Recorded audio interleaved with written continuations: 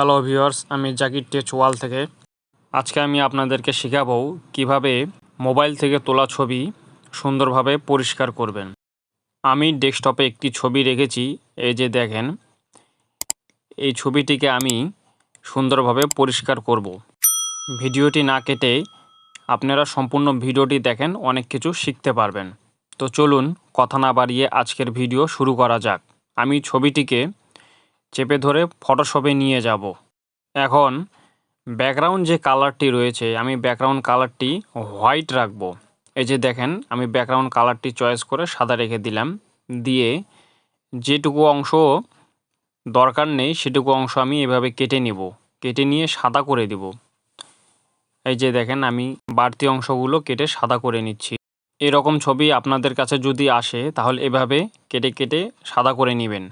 নেওয়ার পর এই যে দেখেন এরকম হবে।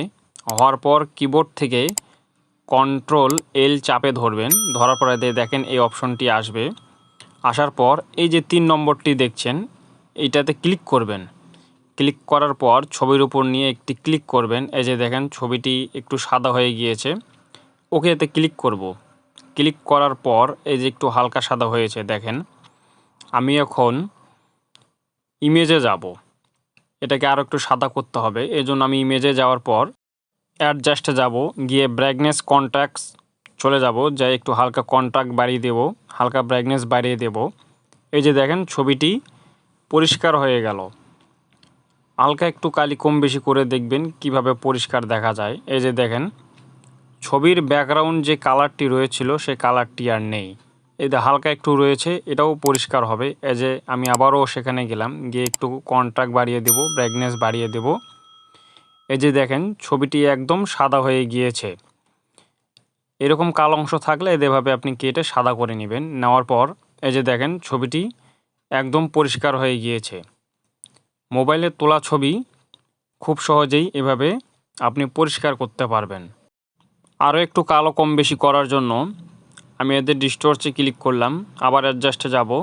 যাওয়ার পর সিলেকশন কালারে ক্লিক করব। ক্লিক করার পর ব্ল্যাক যেটা থাকবে সেটা একটু বাড়িয়ে দেব। উপরে দেখেন এদের রেডস করা আছে, আমি এখানে ব্ল্যাক করে দেব। ব্ল্যাক করে আবার এটি টেনে দেব। দেওয়ার কারণে কী হবে, লেখার গ্রোটা একটু বাড়িয়ে যাবে। এভাবে আপনি খুব সহজেই মোবাইল দিয়ে তোলা ছবির অন্ধকার থাকলে সেটা খুব সহজে ফটোশপে নিয়ে এসে পরিষ্কার করতে পারবেন। আমি এখন ছবিটিকে প্রিন্ট করব, এই জন্য Ctrl+P চেপে স্কেলে ফিট মিডিয়ায় ক্লিক করে এরকম আসবে। আসার পর আপনি প্রিন্ট করে নিতে পারবেন।